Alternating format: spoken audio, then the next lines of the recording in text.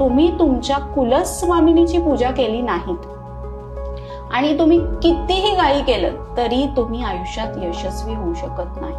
तुम्ही वर्षातनं एकदा तरी तुमच्या कुलस्वामिनीचं दर्शन घ्यायला. महालक्ष्मी अष्टक. नमस्तेस्तु महामाये श्रीपीठे सुरपूजिते. हे इतकं सुंदर महालक्ष्मी अष्टक आहे. प्रत्येक घरामध्ये प्रत्येक स्त्रीने जरूर हे म्हणायला हवं. संत मीराबाई, त्यांना विषाचा प्याला पाजलेला त्यांच्याच घरच्यांनी, पण त्या विषाला अमृत केलं त्यांच्या भक्तीने, त्यांच्या नामस्मरणात. नवरात्री मधल्या 9 देवींची 9 रूप आहेत. प्रथमम शैलपुत्रीची, पर्वताची मुलगी आहे ना ती.